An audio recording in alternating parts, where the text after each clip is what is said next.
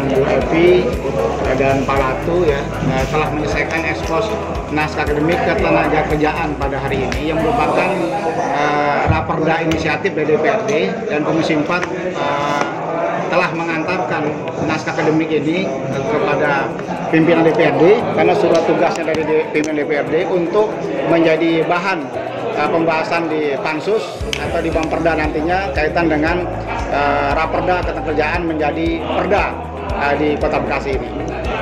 Ya, saya kira masukan banyak tadi dari serikat pekerja agar memperhatikan hak-hak para pekerja agar isunya adalah isunya pelindungan ketenagakerjaan di Kota Bekasi.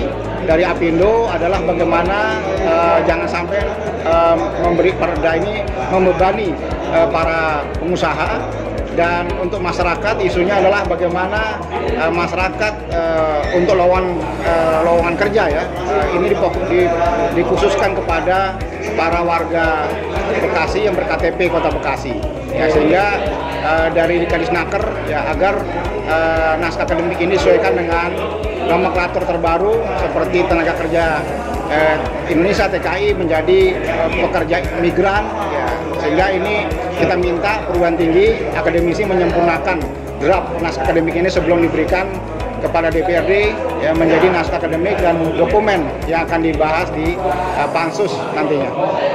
Ya, hari ini selesai kita ekspos, udah menjadi nanti tinggal menunggu penyempurnaan saja dari perguruan tinggi untuk naskah akademiknya. Bang Dewan, berarti benang merahnya antara akademisi, business owner atau pemilik usaha, dan pemerintah atau government ya, acara rapat hari ini untuk menyatukan visi yang sama. Ya, visinya sebenarnya dua, pelindungan ketenagakerjaan dan produktivitas ketenagakerjaan dan hubungan industrial kerja, itu tiga itu sebetulnya. Iya. Jadi kalau sudah pekerja itu terlindungi hak-hak mereka, kemudian pengusaha itu produktif, ya silakan Pak Latu nambahin atau Bu Evi.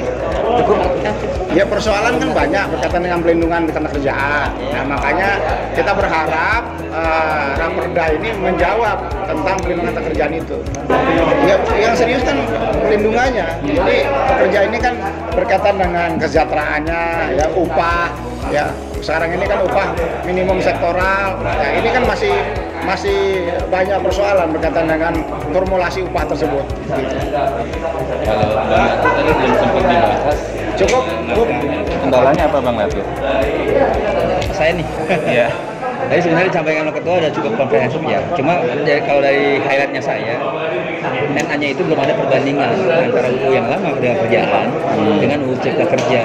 Jadi kalau misalnya di NA ini ada perbandingan, hal-hal mana saja yang diatur dengan UU Ketenagakerjaan yang lama dan dirubah kepada UU Cipta Kerja yang baru, itu kan bisa menjadi benchmark kita. Sehingga nantinya kearifan lokalnya kita, kepentingan pengusaha di Kota Bekasi dengan serikat pekerja di Kota Bekasi itu bisa terakomodir dengan baik dan benar. Itu kalau concern dari saya. Dari Bu Evi juga tadi menyampaikan concern yang kurang lebih hampir sama. Oke, terima kasih.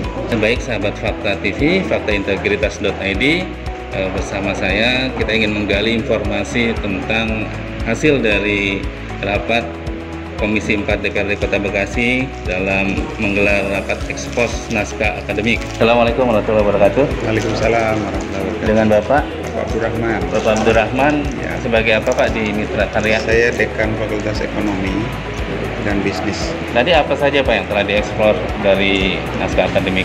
Baik, terima kasih. Terkait dengan naskah akademik ketenagakerjaan, kita melihat bahwa ini perintah undang-undang baru, undang-undang Cipta Kerja, sehingga perlu ada sinkronisasi dengan peraturan daerah. Ada banyak hal terkait dengan substansi perda lama yang perlu dilakukan penyesuaian dengan perda baru yang sedang kita ekspos hari ini. Beberapa substansi misalnya terkait dengan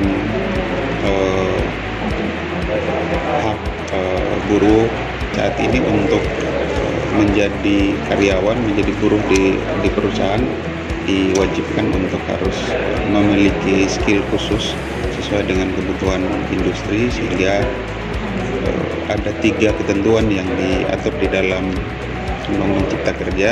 Pilihan bisa dilakukan oleh dinas tenaga kerja atau lembaga mitra pihak swasta dan juga bisa dari industri itu sendiri manakala jumlah karyawannya memang banyak. Jadi 100 orang ke atas itu dikategorikan sebagai perusahaan yang besar, sehingga perlu diwajibkan untuk juga melakukan kegiatan pelatihan sendiri. Nah, ini juga masih menimbulkan polemik dengan tadi juga direspon oleh Apindo. Kemudian juga di dalam ketentuan Undang-Undang Cipta Kerja juga mengatur tentang yang bisa dilakukan paruh waktu dan juga bisa kontrak dan juga bisa tetap. Jadi bisa ada pekerjaan borongan, misalnya sewaktu-waktu ada pekerjaan insidentil yang juga bisa diambil, itu juga harus mendapat perlindungan. Kemudian ada juga yang memang kerja untuk jangka waktu yang lebih lama. Itu akan dibuatkan kontrak khusus. Kemudian ada juga magang. Jadi magang juga bisa diterima oleh industri. Tentu hak-hak peserta yang magang ini pun harus mendapat perhatian dari industri untuk memberikan biaya transport, ya, biaya makan misalnya gitu. Tetapi karena biayanya lebih murah dibandingkan dengan karyawan tetap, sehingga mungkin saja ada sebagian pengusaha yang justru memilih lebih baik mempekerjakan tenaga magang daripada harus mempekerjakan tenaga kerja tetap dengan standar UMR. Nah, itu sehingga di dalam rancangan perda kita batasi bahwa peserta magang dimungkinkan untuk bisa diterima di perusahaan maksimum 10%. Jadi tidak usah terlalu banyak untuk diterima karena nanti akan juga berpengaruh pada karyawan tetap yang ada. Untuk masa kerjanya berapa lama Pak yang magang? Untuk magang itu periodenya bisa ada yang sifatnya bulanan, ya, bisa 3 bulan, bisa 6 bulan, tapi juga ada yang 6 bulan kemudian dilanjutkan untuk periode kedua, jadi bisa sip untuk 1 tahun, 2 semester. Lalu nanti bedanya dengan kontrak, karyawan kontrak apa tuh Pak? Kalau magang itu kan yang sifatnya dia belajar keterampilan teknis berkaitan dengan pekerjaan yang ada di situ. Sementara kalau karyawan kontrak dia memiliki kelebihan, dia berhak untuk mendapatkan insentif yang justru jauh lebih besar dibandingkan dengan mereka yang hanya sekedar magang. Kalau magang dia tidak mendapatkan hak seperti layaknya karyawan pada umumnya, karena dia dalam proses belajar untuk mengenal keterampilan kerja di situ di perusahaan, sehingga hak-haknya dia menjadi karyawan itu menjadi lebih terbatas dibandingkan dengan karyawan kontrak. Baik, namun di lapangan biasanya ada yang berusaha mencoba merekrut lebih banyak tenaga magang gitu kan. Padahal harusnya mereka bagian harus dibatasi sehingga karyawan tetap itu atau karyawan kontrak itu bisa mendapat porsi lebih besar di perusahaan dibandingkan dengan karyawan magang sendiri. Nah, itu yang kita concern untuk masuk dalam pasal. Kita batasi jumlahnya, persentasenya, sehingga karyawan kontrak ataupun karyawan tetap itu tidak menjadi korban dari kebijakan magang dalam jumlah yang lebih besar. Oke, cuma dari sisi pemilik usaha juga ada kepentingan mereka justru lebih hemat. Ya. Selain itu, mereka mencari karyawan yang memang sesuai dengan skillnya kan agak sulit. Yeah. Kan? Nah, mungkin berarti akademisi itu menjembatani antara tenaga kerja dengan pemilik usaha ya. Atau bisa disingkat ABG ya. ABG. Akademisi, business owner dan government ya.